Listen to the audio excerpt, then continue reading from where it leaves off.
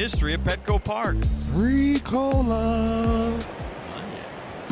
Rafael Devers leads off the top of the second. New pitcher for the Padres is Yuki Matsui. The first pitch is upstairs. You know, when the Padres do make the playoffs again this year, you know, this is the kind of stuff you see sometimes in the postseason that you don't often see in the regular season. Guys enter in different spots in the game.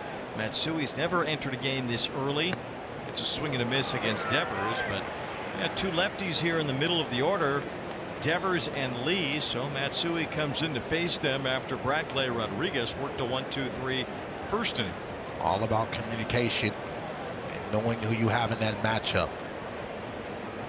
Swing and a miss by Devers. 1 ball, 2 strikes. So what can the comfort level be for the offense, knowing that they might not even see the same pitcher more than once today? Very difficult. And so I think the advantage, especially if you have high level stuff, and a lot of those arms that are coming out of the Padre bullpen, they have high velocity and excellent secondary pitches as well.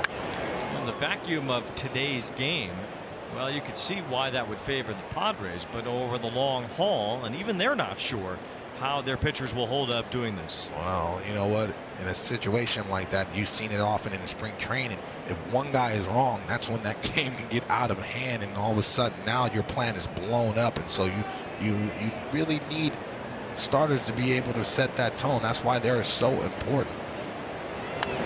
Devers fouls that one back. 1 ball, 2 strikes.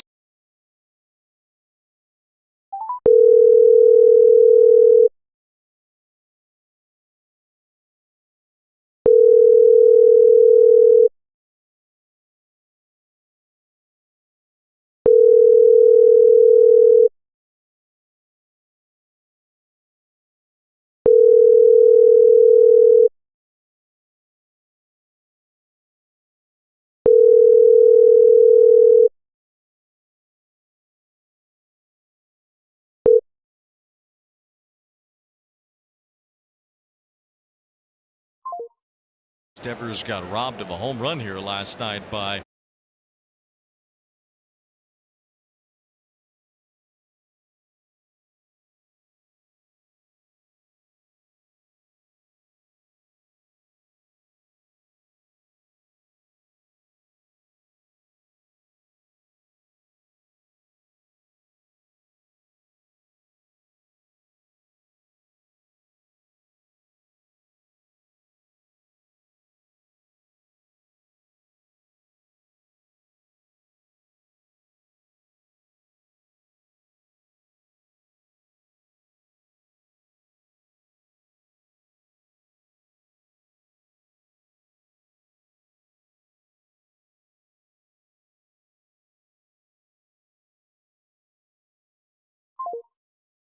Fernando Tatis, who also robbed him of a home run last year. Every time I walk around the ballpark right before the game, I get to talk to people that have been here for 10 years longer.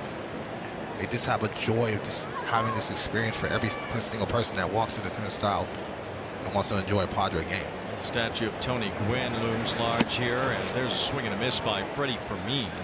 Strikeout for Carson Whisenhunt, his second of the night. Whisenhunt allowed 2 runs, 3 hits in the first inning.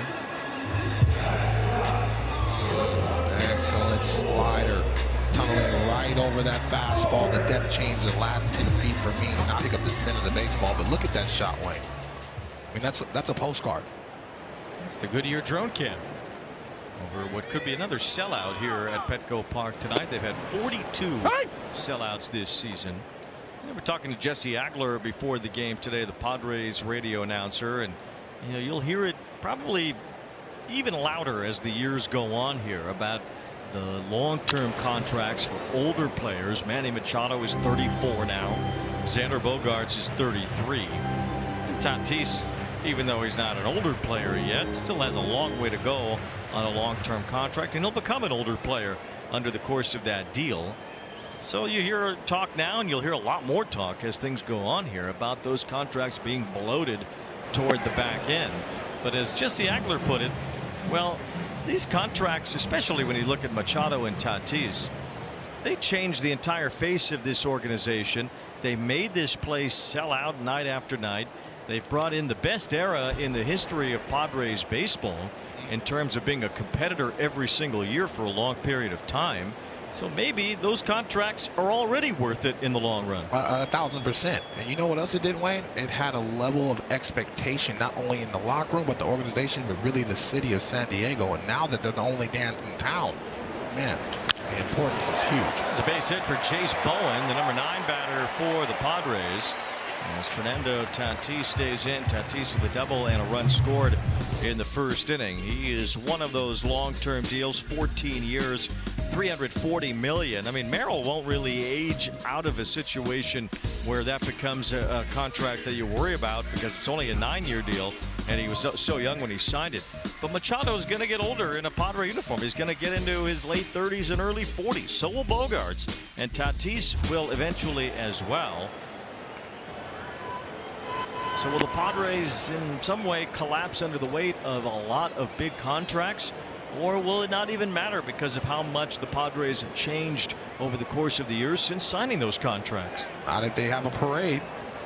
And that's the goal, and that's why you give these type of players this type of money. Yes, they're easy sells, they're good guys, they're fun to watch, they have swagger, but they also put up numbers as well if you see the bottom of that. Well, I don't think there's any question that if they eventually win a championship with this group, and maybe that's this year, we've seen wild card teams make surprise runs in the postseason before. 2 balls and no strikes on Tatis. If they do win a World Series with this group, well, nobody will really care at any point once these guys start to get old and maybe they're not as good as they used to be. No one will bat an eye. But what if they don't win a championship in that time and the pressure is still on to win one while you have these big contracts that you have to pay off to aging veterans? I think that would be the concern more than the other. Well, that's the beauty of fandom. That's the beauty of it. You know, there's no guarantee just because you sign these players that they can gel well enough to be able to have that parade at the end. But that's the fun and that's the joy of it every single year in spring training. The hope that these guys can figure it out together and even get a shot, because this season, man, can you imagine if they get back to the World Series? I mean, we're going to have to call a game at the top of the Petco Park sign. There's going to be no room here in San Diego just if they get to the World Series. So it's one of the better environments in all of baseball. There are a couple World Series trips in franchise history. There's ball 4 to Tatis. So a couple more base runners against Whisenhunt. Padres made it to the National League Championship Series in 2022 and looked like they were about to make that surge in 2024 before the Dodgers came back to knock them out of the division series, and last year eliminated by the Cubs in the wild card round. They're hoping just to be in that wild card round this year. Right now they're on the outside looking in. Could gain a game on the Phillies tonight. Philadelphia now the 3rd wild card holder in the National League. Here's Luis Rengifo swinging and missing on the first pitch slider from Whisenhunt. The Phillies have enough rotation depth, but do they have enough consistent offense to really get them through the finish line? You look at the Padres situation, it's like the offense is starting to really catch up. Do they have enough arms? Yes, they have one of the best bullpens in all of baseball, but you got to be able to get that baseball to them with a lead or it negates that. I think things will pick up here over the weekend, that not everyone will wait until Monday to try to plug holes, because some of these holes are obvious.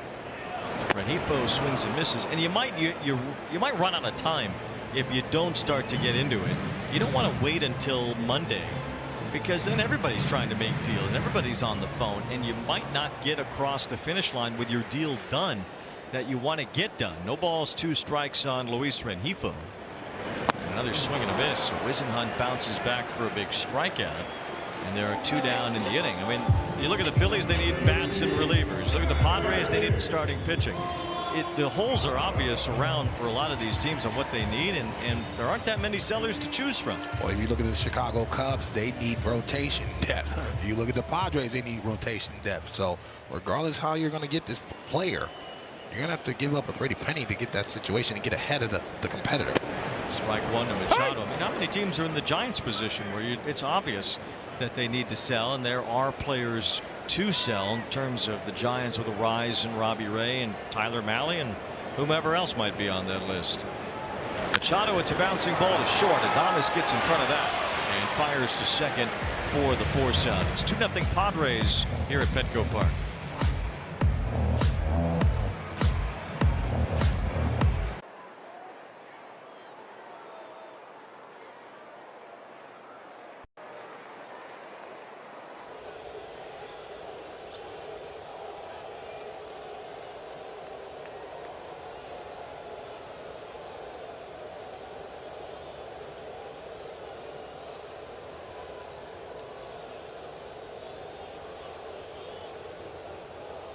That.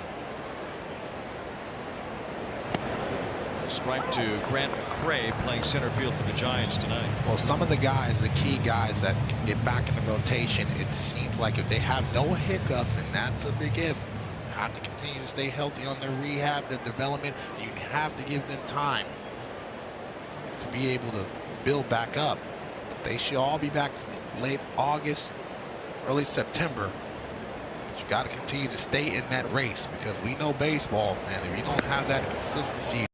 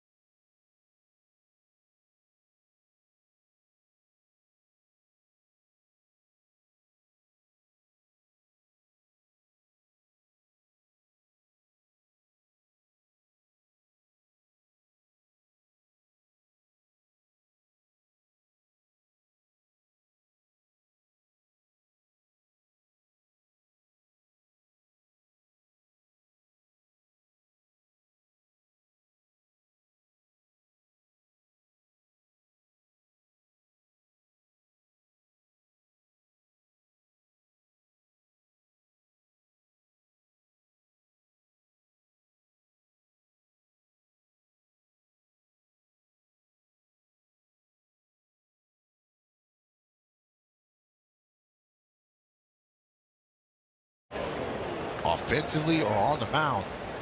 We've seen it from multiple teams this year. You can go on a 10-game skid like the Cubs. You can be like the Marlins. And so all of a sudden you fall out of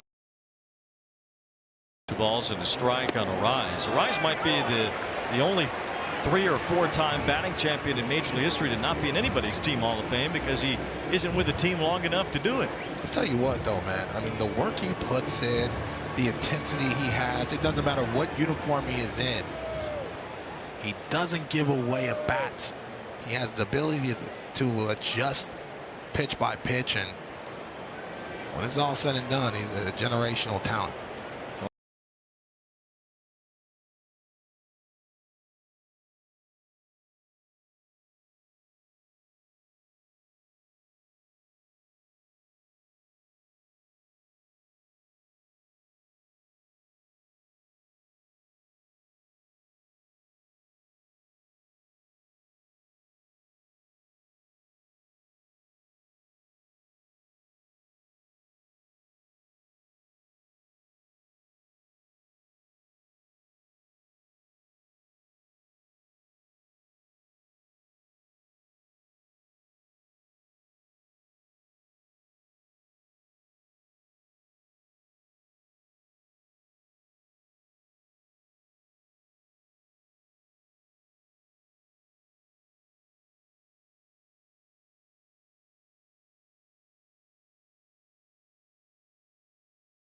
He struck out 20 times all season. He chops this one foul. He has more walks than strikeouts, and he has more extra base hits than strikeouts. He's done that a few times in his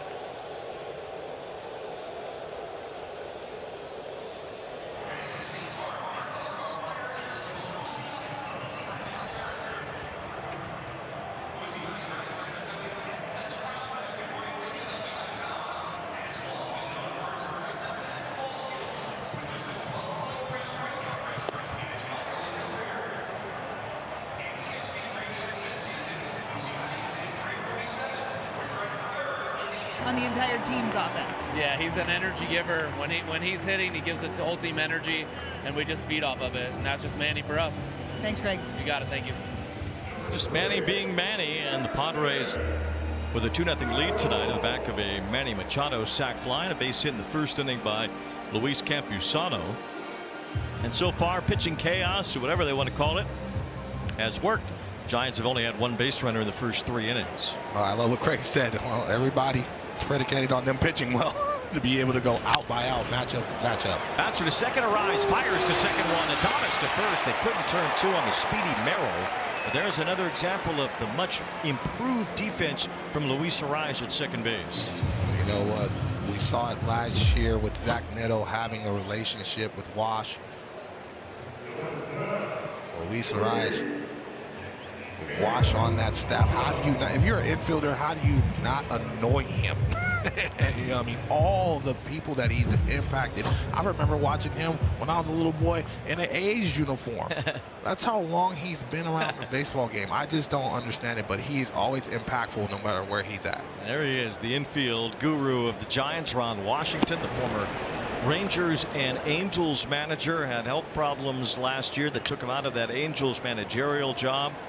But he is glad to be healthy and contributing to this sport again. Tony Vitello relies on a lot of Wash's expertise as well.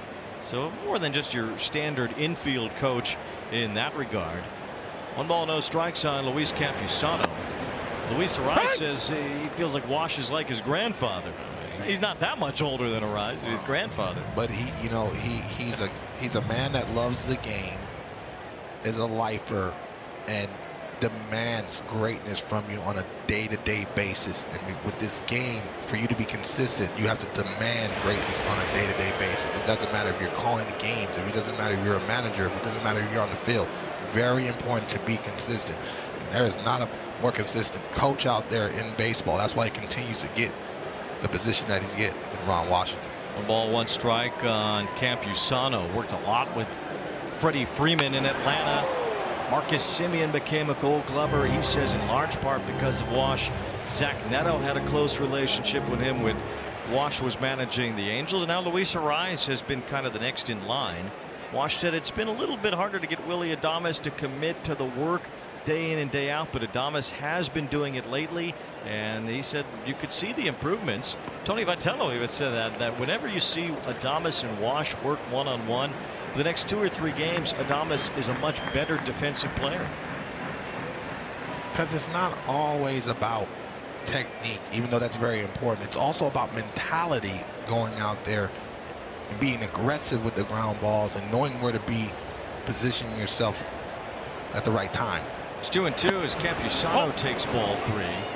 Wash is the greatest, and it's so good to see him around the ballpark again.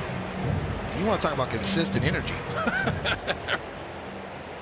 I hear you. I see you, D-Train. I see you. Always has a great story. Always tells it with great passion. I don't care what sport you're in. You need people like that to continue to just reiterate how hard the game is, but also how fun the game is if you put the work in. 3 balls, 2 strikes, the count on Campusano. Runner going as Campusano just bounces one foul.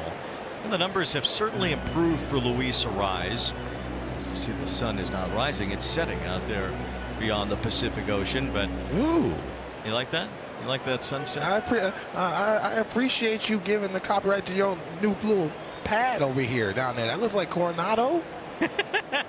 Living the good life. New jackets and stuff, new watches. I see you. Yeah, you're the guy with Coronado. 3-2, liner to left, and that's a base hit. Runner going on the pitch. Merrill makes his way to third. Campusano has his second hit. The Padres have runners on the corners. 2 singles in the inning against Whisenhunt.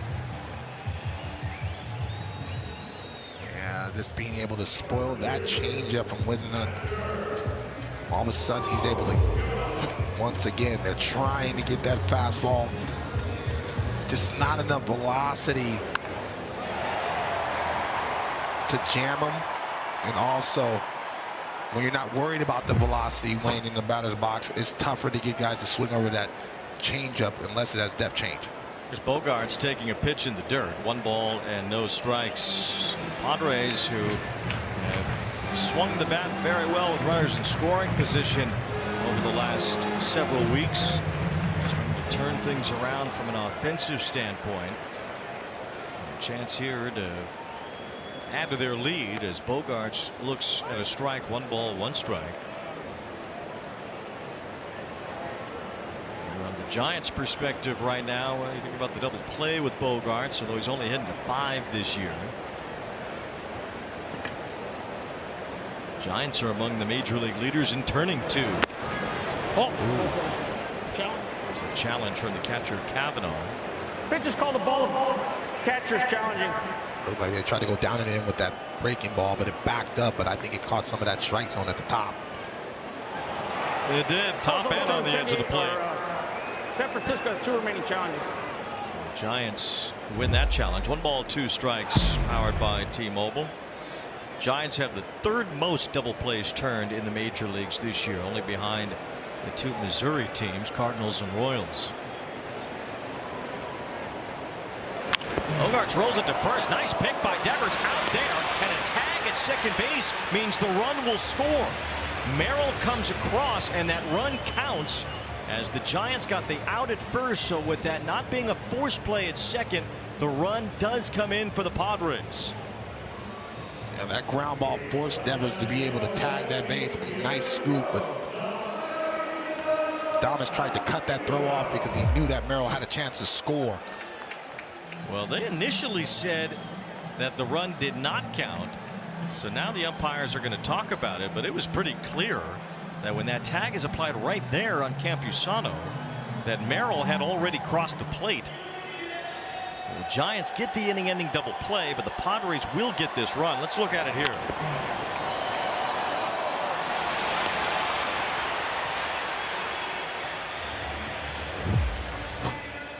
So it will be 3-0 San Diego as this timing play will be reviewed. We think. might not even be reviewed. The umpires might just switch it after discussing it. Chris Guccione is the home plate umpire and the crew chief. He also has a microphone, which he has not yet decided to use.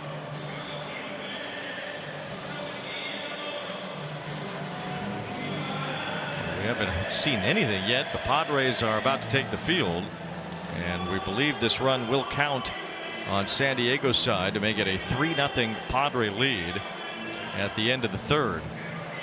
And from that angle at home plate, it definitely looked bang bang in that sense of you're looking at when Adames applies that tag. The run will count, and that ends the inning. 3-0 San Diego.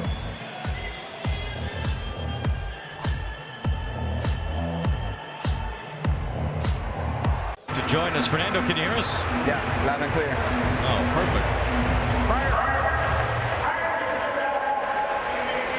And the run did score. San Diego has 3 runs. They finally just announced that run will score, by the way, on that timing play, that double play to end the last half inning with Jackson Merrill crossing home plate in time to make it 3-0. So now Elliot Ramos leads off the 4th inning against Yuki Matsui, still out there with German Marquez warming up in the Padre bullpen. Fernando, you guys have swung the bats much better collectively over the last month and a half. What changed after the slow start to the year? Just a lot of adjustments, man. We have been grinding as a team. It hasn't been easy. We have faced really good pitching, but it's coming around, and everybody's swinging the bat well together, which is huge for us right now. Fernando D-Train here. Listen, I can tell in that locker room every time we show up that you guys are a close-knit group. How tight are you guys? Because there's a lot of talent and a lot of experience in this locker room as well. Yeah, I mean, we're all together. We know what it takes our entire team to build up, to go on a long run and stay together. So we know how big it is to have a good chemistry inside the clubhouse, and we haven't taken nothing for granted. It's 1 ball, 2 strikes on Elliot Ramos. You know, the trade deadline is just a few days away.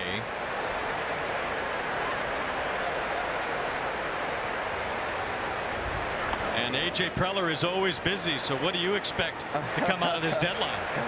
Man, we can expect everything. You know, we know how A.J. is, you know, full of surprises, really good surprises. So we'll see how it goes, and, you know, hopefully we get better as a ball club in the long run. Fernando, does it ever get old playing at Petco? I mean, this environment is not only the best in baseball, but really in the best in sports. And I walk around town all day long, and all I see is Machado and Tatis Jr. and what have you. How fun is it to be able to come to this ballpark and expect this crowd every single night? Man, hands down, is the best atmosphere right now in baseball. Just the weather, the people, the place, everything just comes together, man, and it's a beautiful sight to see. Never gets old. Ramos held up there. 3 balls and 2 strikes the count.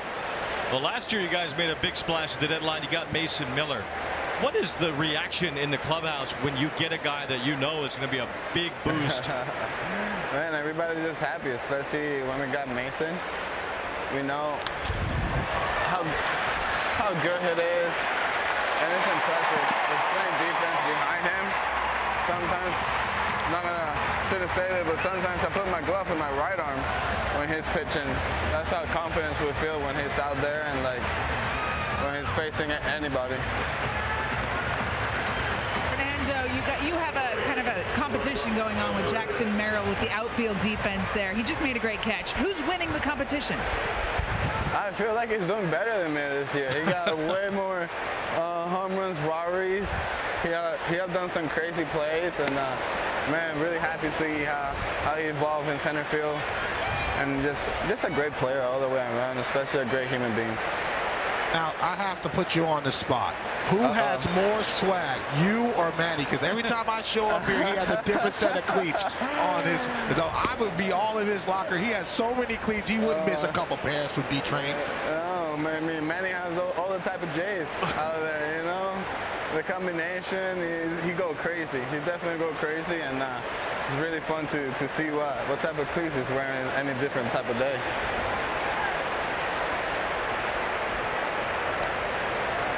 I'm a Yuki. 2 balls and 1 strike on Eldridge, who struck out his first time.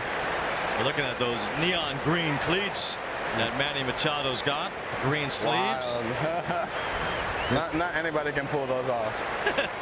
If that's not Miami, I don't know what is. Get that bogey. Yeah. That's up. Nice play by Xander Bogaerts, the sliding pick and a perfect throw. Tony Gwynn Jr. is hanging a star on that one. You guys take pride in going to get the baseball. It just feels like that. Most teams are offensive oriented, but you guys have gold sprinkled all over the field. You guys really take pride in going to be one of the better defensive teams in all of baseball.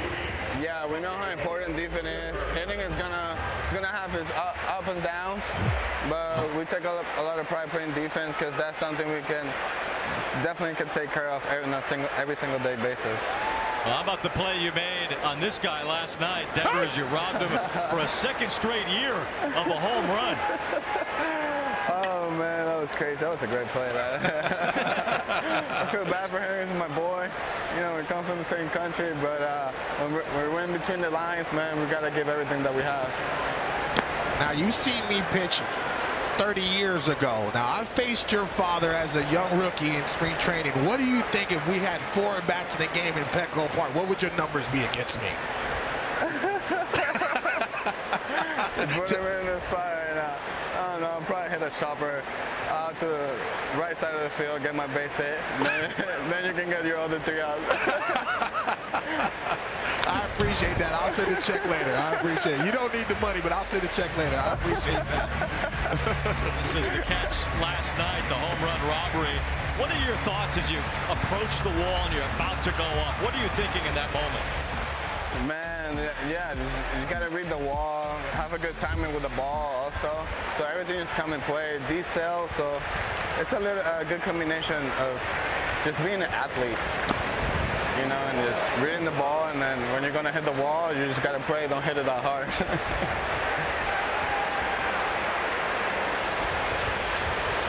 Yeah, I've done that once or twice. Get caught the heel of the mound, and especially your land leg, very important for Matsui. He says he's fine.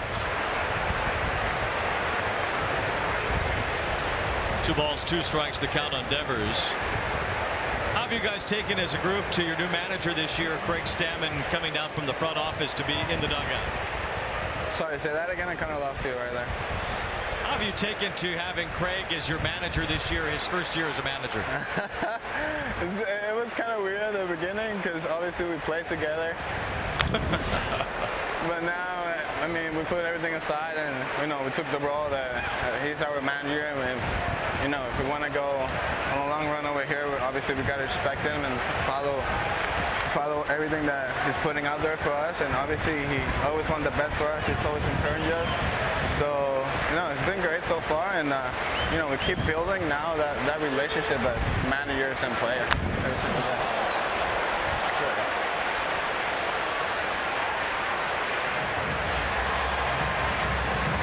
The one thing I love about your game is sometimes you can play in the infield, sometimes you can play in the outfield.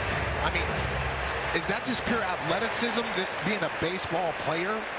Yeah, definitely being a baseball player. I mean, my dad did it back in the time, so, you know, when I was kind of growing up, 15, 14, 16 years old, even older when I was playing winter ball, we kind of practiced kind of everywhere just to have the feel, just in case. You never know this game, what it can bring you. And, you know, I'm really glad that we practiced all that stuff, and now I can bring all those extra factor to the team.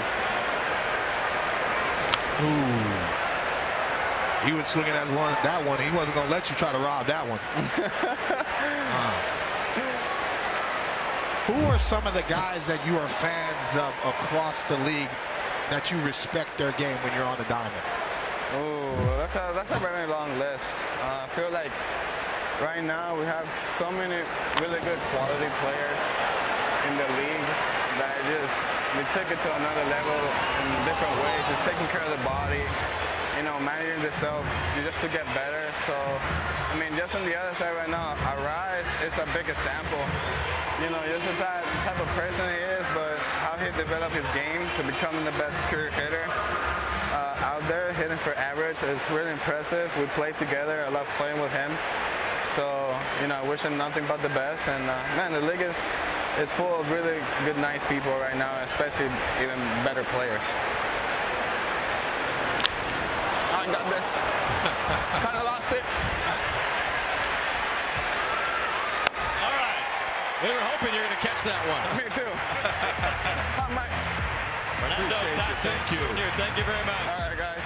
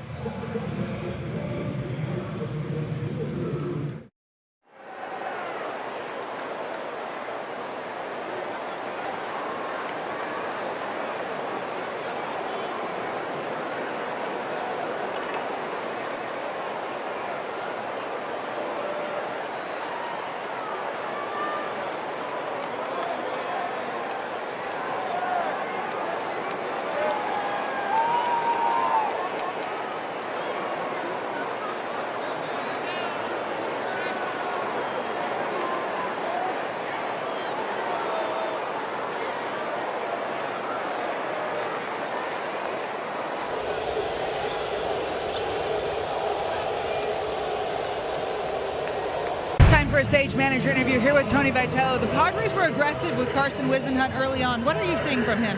Yeah, I mean, his changeup is his biggest weapon, and probably needed to mix a little bit earlier on, but you got to give credit to the Padres. Like you said, they came out and tried to bum rush him a little bit, and it's not just that approach. You got to execute it, and they did a good job of putting the bat on the ball. This is going to be a tough weekend, really, for your team entirely, but this is your first trade deadline. What's the biggest challenge for you? Yeah, it's unique, but I think you always got, I always say dry erase board, and you got the field. One is a little bit more business orientated, and then the other one, no matter what's going on behind the scenes or in offices, this is the place to compete. So I think you just have to separate the two, and these guys have been pros longer than I have. I think the guys I've been around that are probably names that are being talked about, they've been nothing but professional, and if anything, they've ramped up the effort because we're trying to put together a good second half or after the All-Star break set of games, and right now they've been pulling for each other. We'll see what happens with the dry erase board. Have something to build on for the future. Thank you, Tony. Yes, thank you. Well, everything's a new experience for Tony Vitello right now. It's his first trade deadline, first big league season, first season in pro ball as the manager. It's a big ask to bring in Tony Vitello without any experience at any professional baseball level, coming straight from college baseball. I think he's handled himself well. I think if he started in the regular professional ranks a few years ago, 5, 6, 7 years ago, he probably would have ended up being a big league manager anyway. It just was a different route to get there, as Tony Vitello takes over a Giants team that has just not performed very well this year. 2 balls and a strike on Bowen. You know, how much of that is his fault? How much of that is the players? How much of that is the guy who put the team together, a team icon in Buster Posey? I think it's a collective, but I love that what Tony said. You know, he takes responsibility of things that he knows he can control. Here's a fly ball to left field. This is hit well. Chase Bowen sends it back and gone. That's up into the third deck of the Western Metal Supply building as Chase Bowen hits his first major league home run. tell you what, I like that dismount of that bat flip. He knew it was gone. Stared into his home dugout for about 5 to 6 steps. Got those guys fired up.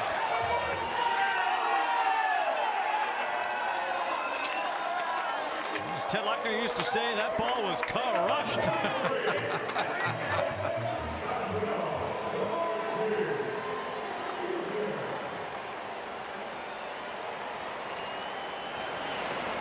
First big league homer for Bowen, who had 86 homers over the years in the minor leagues. Again, congrats, man. That's awesome. Love that Craig Stammen said, that's awesome, man. Congrats. And no better memory as a big leaguer to hit your first home run.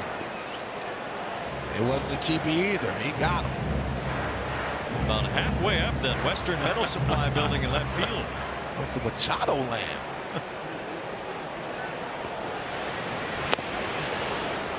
Two balls and a strike on Tatis.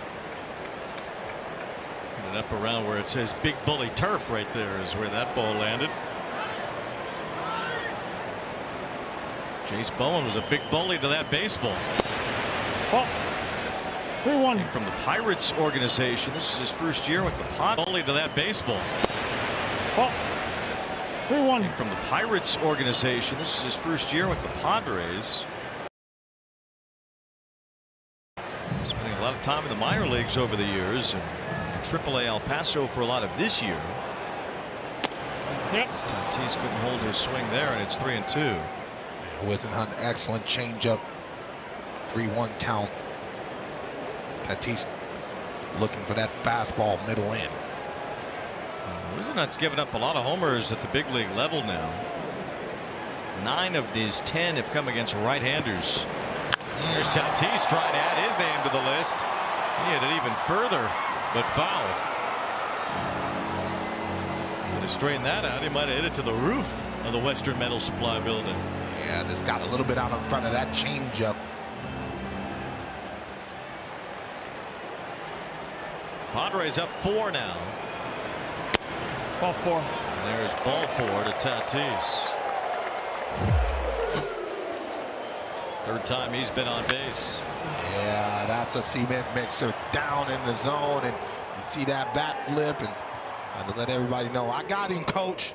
I'm looking for that baseball down in the zone, and those fans weren't expecting to get a souvenir. They look like Manny flipping the bat. I'm trying to tell you, man. People know, and you see all the smiles and the laughs. They're going to talk about that after the game for sure. Yeah, you hit one up there, you can act like Manny. Listen, I'm not even mad. Well, he didn't hit it off you. Hey, listen, I've given up some mammoths, though. I can't be angry. We're going to talk about that in the tunnel, but can't be mad at that at all. 2 balls, no strikes on Rengifo. The base hit and a run scored in the first inning. Padres with 2 in the first. Got that run home in the third when Merrill crossed the plate. An attack play at second base. Now a run here in the fourth inning on the first big league home run by Jace Bowen. Oh.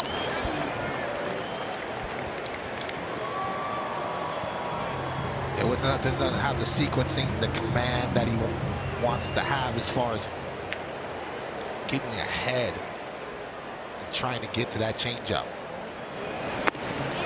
Ball 4, so Rengifo doesn't walk that much. Yeah, it's a good time for a little mound visit. Once again, a lot like the first inning. This game is starting to speed up on the young man once again.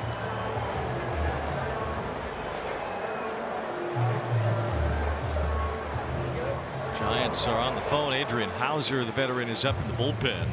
Hauser sort of piggybacked Whisenhunt the last time Whisenhunt pitched against the Angels last Sunday.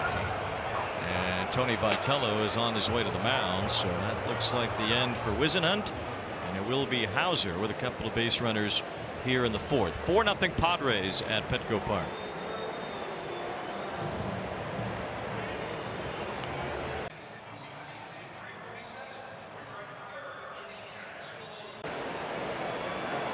Tony Vitello has not yet pointed to the bullpen, but he's telling the umpire right now that he is going to point to the bullpen.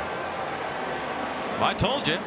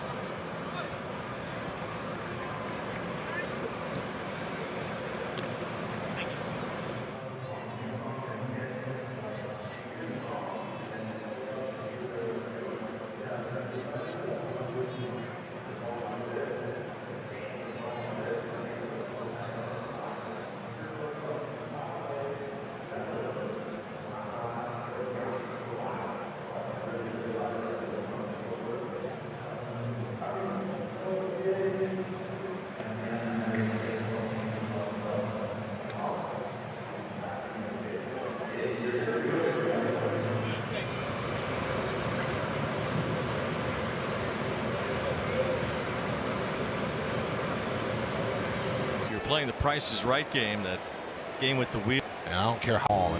Hits on Lewis Hamilton, the new U.S. home of Formula One. 50-point lead sounds like a lot to me. I guess in F1 it's not. Carson Whisenhunt gave up 7 hits tonight, walked 4 hitters, allowed a home run. Frankly, he's lucky only 4 runs are on the board. Fastball command just was not there to be able to have the ability to get ahead, to get to that secondary pitch, and felt like the Padres had an excellent game plan to really make that plate small. And I've had starts like that, Wayne, where all of a sudden I feel like I can't miss over the heart of the plate, and all of a sudden I'm in hitter-friendly counts where it's 2-0, 3-1, and I don't care how good your stuff is. Very difficult to get out to the big leagues like that. If you're playing the Price is Right game, that game with the wheel, and you had these 2 pitchers, you'd get the dollar, though. 88 Whisenhunt and 12 Hauser. You're all week, folks. He just caught it out in front, and that's why he had the little fly ball to right. But I was not afraid, no matter what uniform he's in, to throw that sinker and induce the ground balls. Hauser got a contract from the Giants in the offseason, 2 years, $22 million to fill out their starting rotation. And then he didn't pitch well as a starter this year. Hauser kind of a journeyman, but he had a couple of really good months with the White Sox last year. He got traded to the Rays. He didn't pitch that well, but still the overall numbers look good because of his time early in the first half. And the Giants kind of bought in, gave him a 2-year deal, but he had a .573 ERA in 14 starts. It's a double steal try, throw to third, and everybody's safe. Tatis swipes third, Rengifo at second. Tatis, excellent job being able to steal that base off the pitcher. As soon as Hauser locked his head to home plate, that was the indicator to start getting his momentum to third base.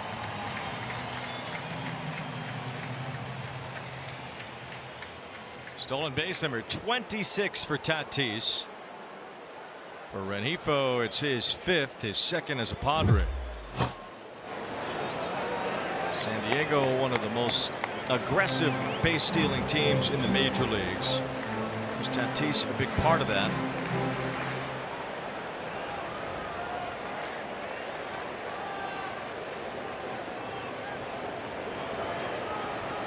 The Marlins and the Nationals have more steals as a team than the Padres. 26 overall for Tatis. He has stolen third base 3 times on the year. Now base hit could bring in 2 more for San Diego. It's France with a single and a walk today. He lines one toward left center. McRae is over. He can't reach it. Base hit. Tatis is in. So is Rengifo. The double steal pays off. Turns into a 2-run hit for Ty France and a 6-0 lead for the Padres. Yeah, excellent job by Ty France working that count. And hear me say that all game long. The Padres hitters have done an excellent job getting themselves hitter-friendly counts. 3-1 count, you're looking middle. This is a sinker that Hauser's trying to throw outer half. Get France to roll over, but France's sights stay in center field. If he tries to pull that baseball, more often than not, you're going to roll that over to the left side. Nice piece of hitting. Those runs go on to Whisenhunt's ledger, and they make it a 6-run, 7-hit, 4-walk night for the Giants' young starter. His book is closed after 3 1/3 innings. Padres now have hit .294 with 2 outs and runners in scoring position in the month of July.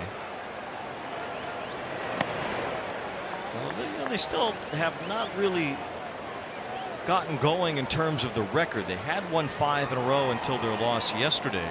Still, for the month of July, they need to win tonight to avoid a losing month.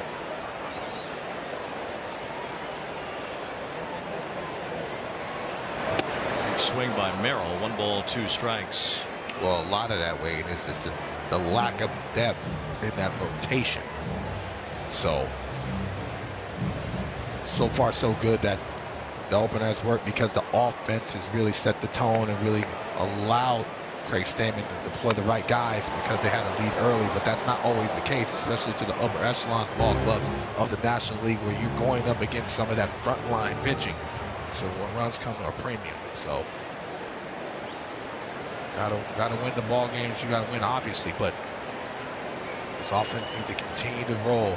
They want to go up against the Brewers and dodging the Cubs. There's a fly ball to left center. This time McRae gets there to end the inning.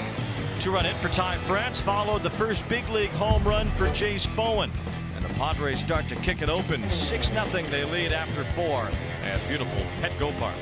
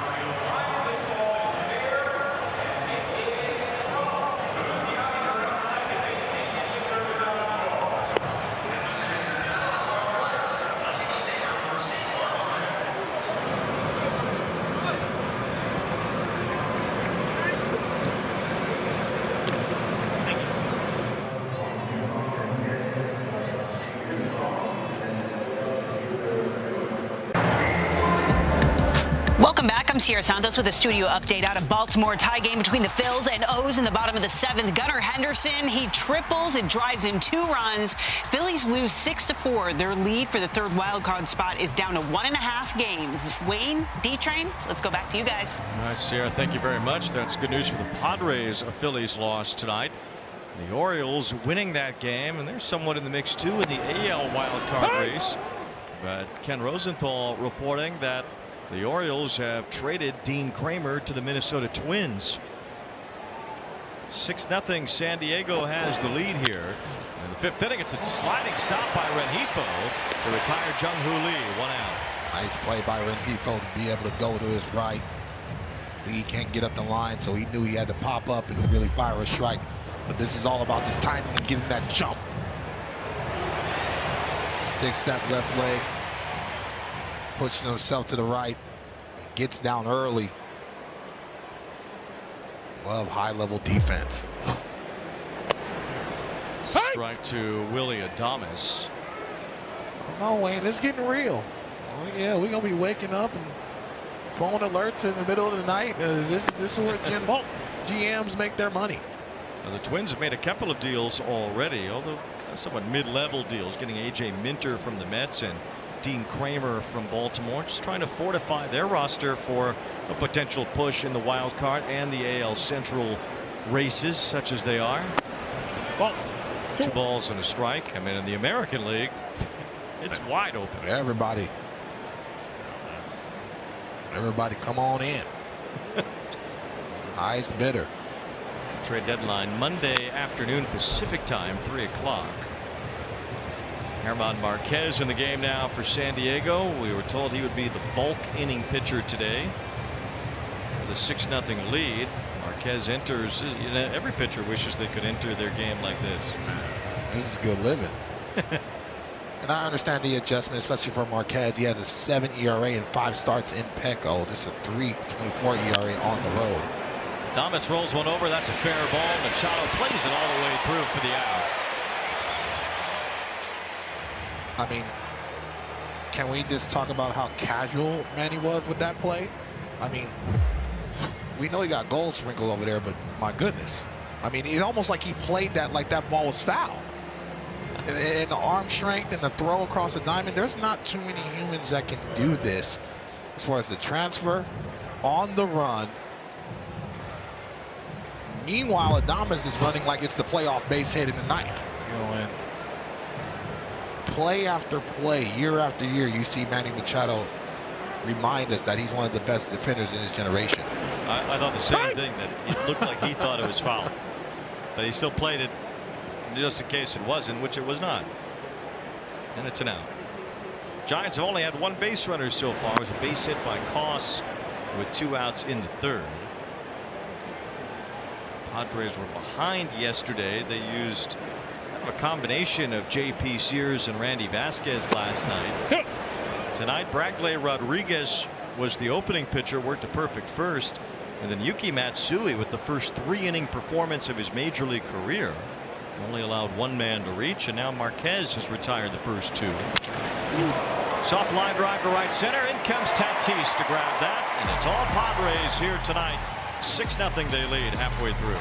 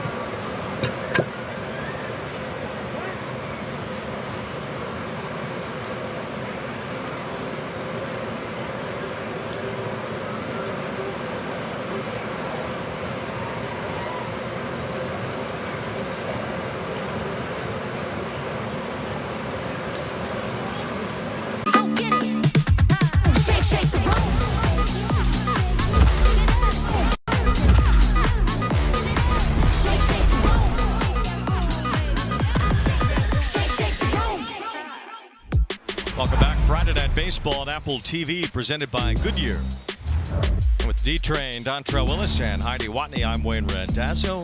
We're at Petco Park here in downtown San Diego, where the Padres have cooked up a 6-0 lead against the Giants. San Diego trying to even this series, had their 5-game winning streak snapped by San Francisco last night. They have been in charge tonight. Luis Campusano has 2 hits in this game. Padres have 8 overall. Tatis and Rengifo have 2 runs scored apiece at the top of the order. Jace Bowen has his first major league home run tonight. 2 RBIs for Ty France in this game as well. Seeing the offensive capabilities of this whole lineup today, I thought the game plan was absolutely excellent. You're just seeing how they can wreak havoc. There's another hit for Campusano. He's 3 for 3. Quality of bat for him. Every single time he comes up here, he fouls off spoils tough pitches, gets himself that a pitch that he can handle, doesn't overswing. Throws that bat head right where he needs to. It's all about the knob. Keep the line moving. Second time this year, Campusano's had 3 hits in a game. Bogarts tapping one foul. Talked about the deal the Giants gave Adrian Hauser in the offseason. 2 years, $22 million. Kind of similar to the contract they gave Harrison Bader. 2 years and $20 million. And Bader has barely played this year. He's been battling plantar fasciitis. Apparently, he also battled a scooter and a fire truck the other day, and has caused more injury to his foot, so much so in doing so while scootering around town, that the Giants have decided to suspend Bader's payment on his contract until they investigate further into that incident. Yeah, that's kind of the sign of the season for this San Francisco Giants. You know, that's unfortunate, but that's the business of it. If you can't perform, not obligated to pay you. Already nursing a foot injury and behaving in a somewhat reckless way. At least that's how it's been reported. So the Giants have taken it upon themselves to say Bader has breached his contract in that regard. It's a quick throw to first. A good play by Christian Koss to retire Bogarts. One out with Campusano at second base. But more than anything, as you said, it just kind of a further cause of embarrassment for the Giants this season and what's been a rough year. Well, I asked Tony Vitello, like, did you understand just the expectations, not only this in Bay Area sports, but what the Giants are in San Francisco? You know, and he said absolutely, and I figured that out, especially after getting swept by the Yankees, and that's a tough draw, you know, your first matchup. Slapped the other way, a base hit for Freddie Fermin. Campusano's being waved home, and he goes back to third as Jung-Hoo Lee shows off his excellent arm. So Padres have him on the corners now. 2 hits from their 2 catchers in the lineup in this inning. Bob Henley looked a little worried that Campusano was going to run through the stop sign. It took him longer than he liked, especially to be able to round third base, and you don't want to have a play or a collision at the plate, especially knowing Lee's speed and arm strength, and he got that ball out quickly.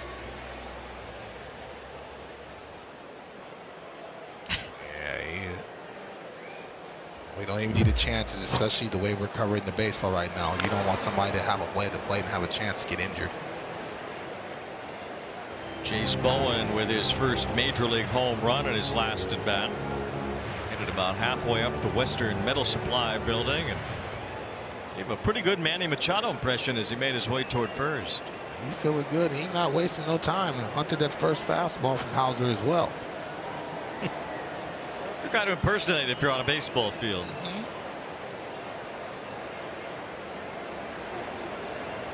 He had his first major league hit about a month ago. Now the ball from his first major league hit ended up at his dad's barber shop. I don't know if he's going to get back the ball from his first major league home run. I'm sure somebody from the Padres side will try to get it back to Toledo, Ohio, where the Mud Hens play.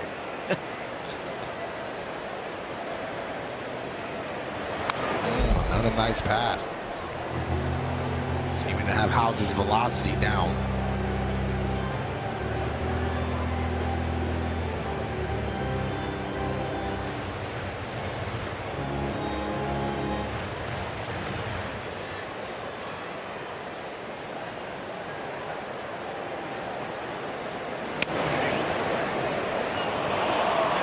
That is a called third strike, so Bowen is down for the second out of the inning. Our Adobe standout score.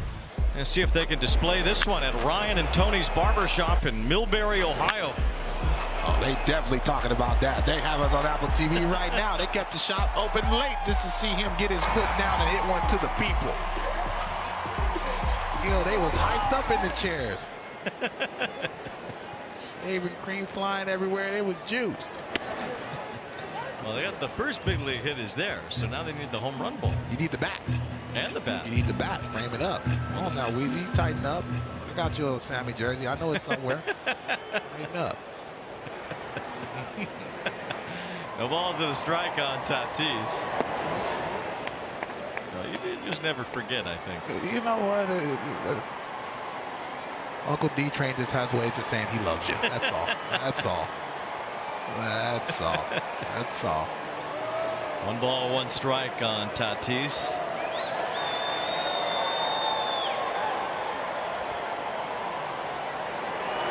Slow bouncer toward third. Koss plays it in quickly toward first, and he gets Tatis by a step to win the inning. The Giants get a cover. The Padres get a couple of base runners, but don't add on to their 6-0 lead.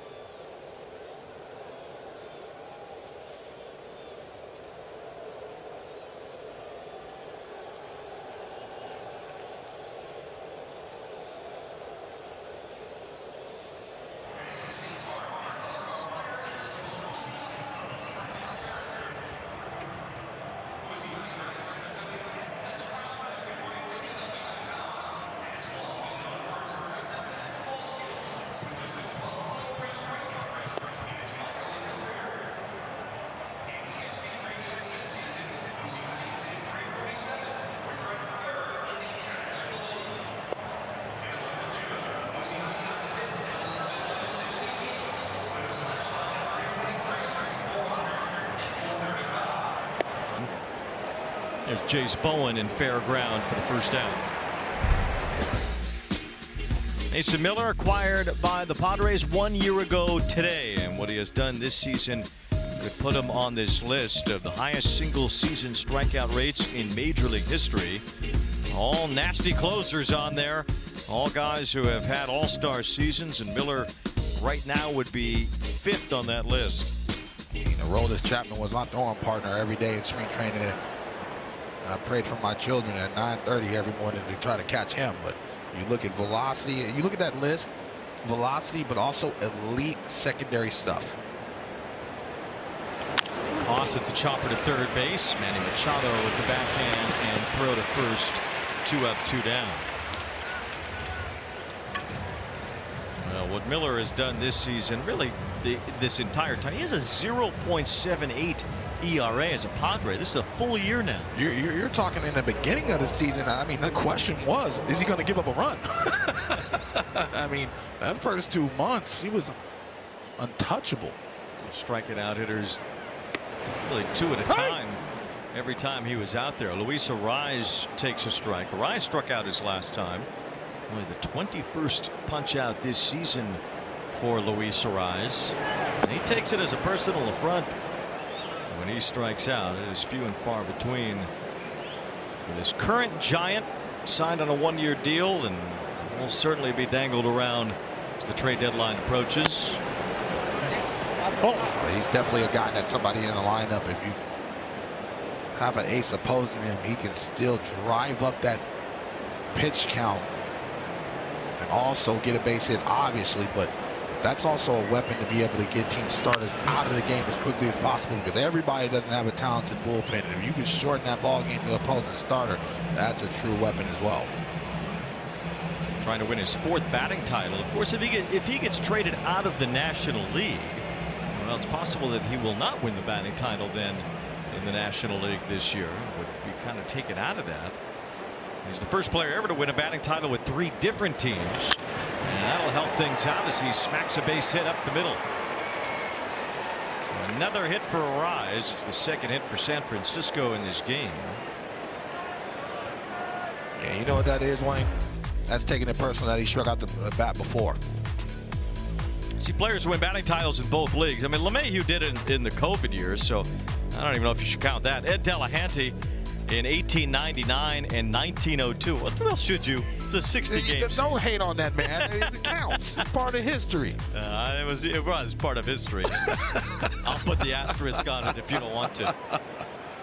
Terrible. Ball one, Elliott. If he was a Cubby, you would have liked it. He was at one point. But I get it. But truly remarkable year after year, and for him to continue to elevate his game in the Giants uniform, you see why he's a hot commodity in trade. He didn't win the batting title last year when he was at the Padres, and he fell short of a 4th straight batting title. Only a handful of players have ever won 4 in a row, and they're the ultimate who's who. Honus Wagner, Ty Cobb, Rogers Hornsby, Rod Carew, Wade Boggs, and Tony Gwynn. Wow.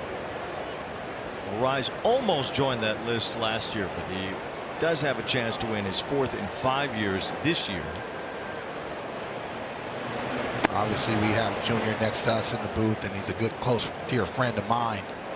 And every time I see him, I said, just tell me another story about your dad. And, you know, he sounds just like Senior, you know what I mean? And so he just talks to me about it. And I actually got a chance to play against the first time I met Junior in the area code games.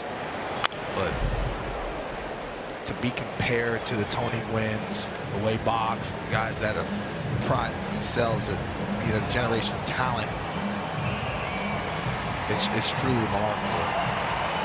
One of the worst things about the '94 strike, of course, losing the playoffs and World Series, was the absolute worst of it all. But Tony Gwynn had a real shot at hitting 400 that year.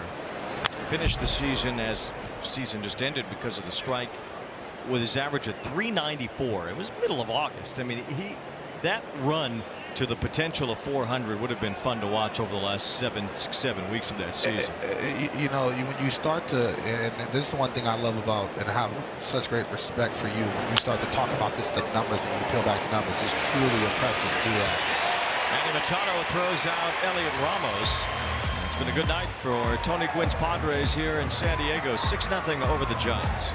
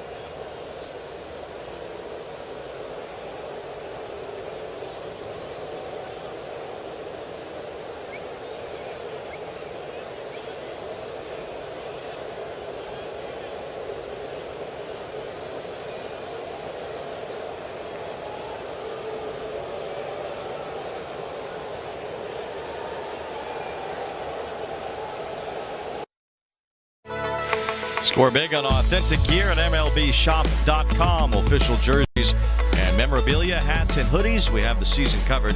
Scan the QR code or visit MLBshop.com, the official source for your favorite team gear. Tony Gwynn, the ultimate San Diego Padre, one of the class acts in the history of the game. And his number, his likeness, his name, his statue, they're everywhere around this ballpark, as it should be. Deservingly so. We talk so much about accolades, but the human was just important. And getting a chance to talk baseball with him. His calming voice, what he meant to this city, this organization, and truly one of the legends of the game. As you said, this fan base still gets to hear kind of his voice through the voice of his son, Tony Jr. There's the statue of Mr. Padre, Tony Gwynn, but Tony Gwynn Jr. does a great job on Padres radio with Jesse Agler. And you know the one thing I love to hear about stats about Tony Gwynn is the numbers that he put up against the Hall of Famers in his era. You know, you look at some of those numbers, and more base hits, more walks than strikeouts against some of the greats in that era. His numbers against the Hall of Famers, the best of that era, ridiculous. He walked more than 350 times than he struck out in his career. Almost over 3,000 hits. As Rengifo walks again, that's twice tonight. Leadoff man on for the Padres, Manny Machado is the all-time Padres leader in home runs. For more on him, here's Heidi. Yes, he is, but he had a rough start to the season. In fact, he had the lowest batting average of any MLB hitter over the first 2 months of the season. He's turned it around to a tune of a .972 OPS since June 9th. It's coincided with him opening his stance a bit, but not over-rotating his hits and his load.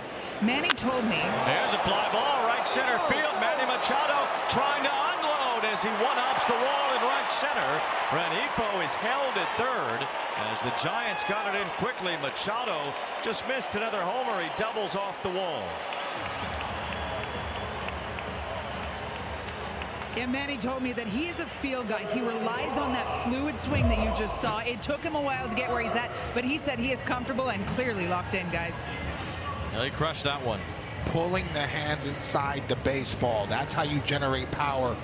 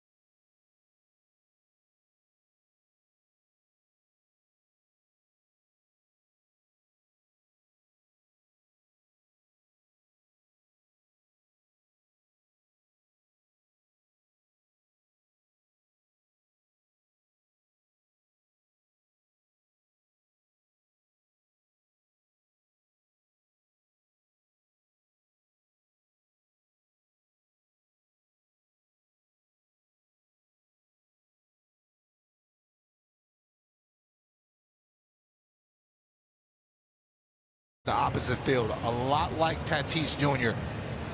When they're locked in like that, there's no spot on the plate that you really consistently can get him out at. Stuck that of hustling all the way through, and he scored that run in the third inning. A double play was happening in the process of it as Merrill.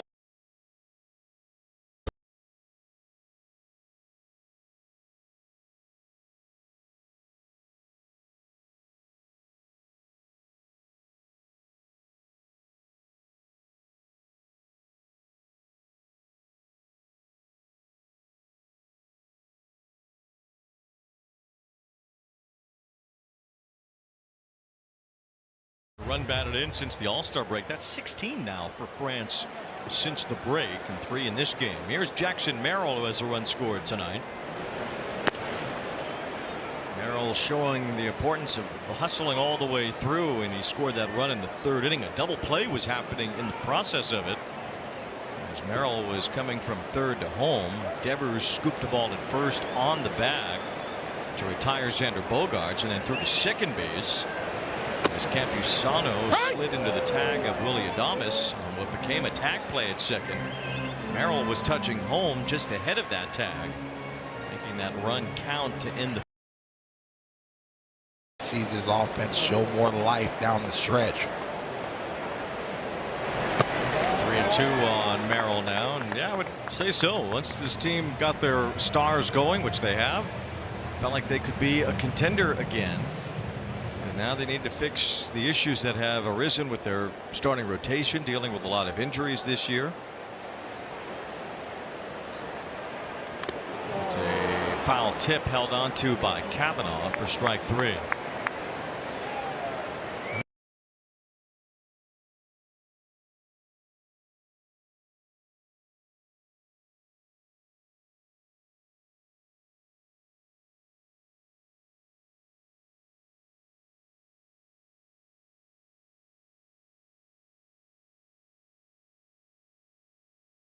Here's Merrill scoring that run in the 3rd inning on this double play ball hit into by Bogaerts. Yeah, this is a little bit of a cue shot, forcing Devers to tag that base once he's able to control that baseball. But the whole time, Merrill's hustling to tag home plate. So Merrill about a half step or so in front of that tag, making that run count. Not a play that stands out as much in a 7-0 game, but at the time, the lead went from 2-0 to 3-0. Been a good night for Campusano, 3 for 3. Campusano's been, you want to talk about a quality of bat every single time. He has done that. So this bottom of the lineup has really come to life. It's been feeling like Manny and Tatis Jr. been hitting every single inning. It's like kickball in the 3rd grade. He kicking out of order. Campusano was on the injured list for a while, but since coming back, he's hit .333 now in 18 games. So it's been productive.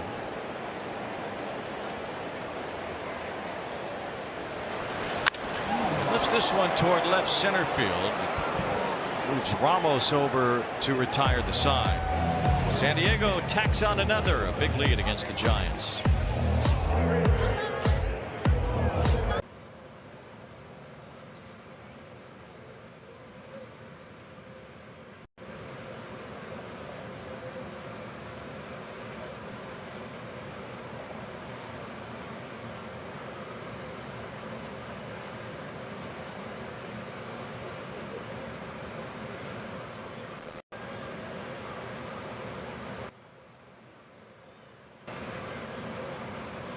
Bridge is bound to be.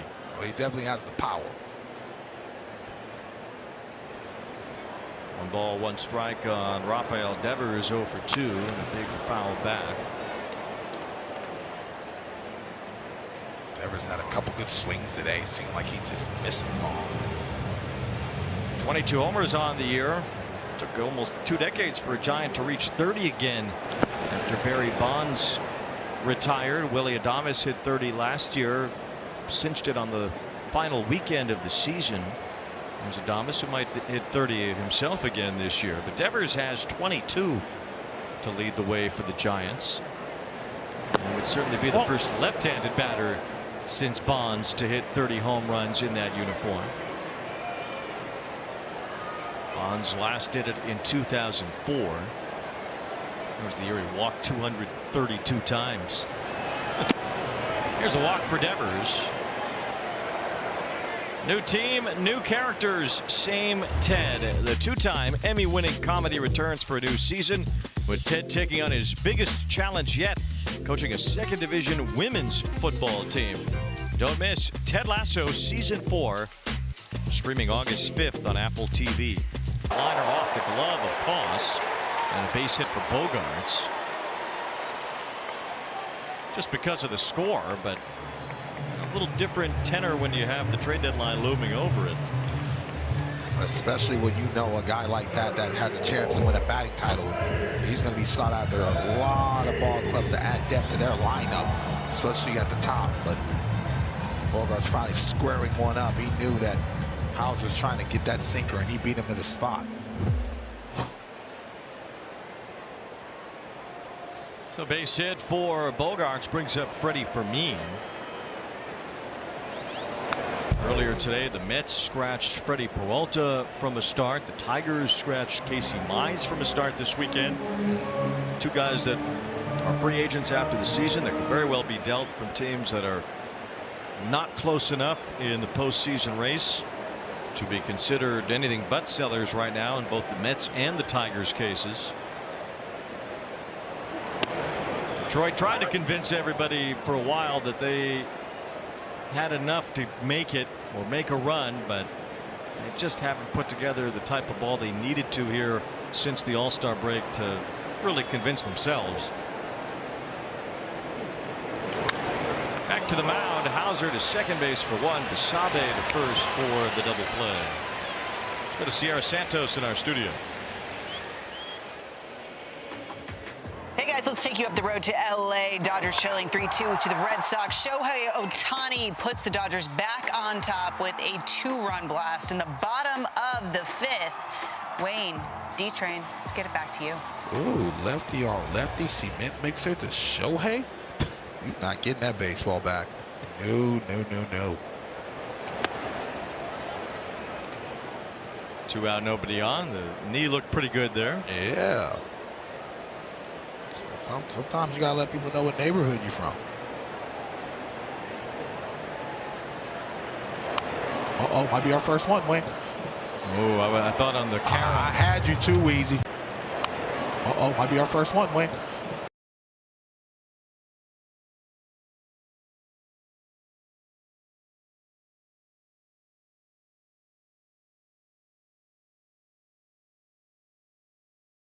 Oh, I thought on the camera. I had you too, Weezy.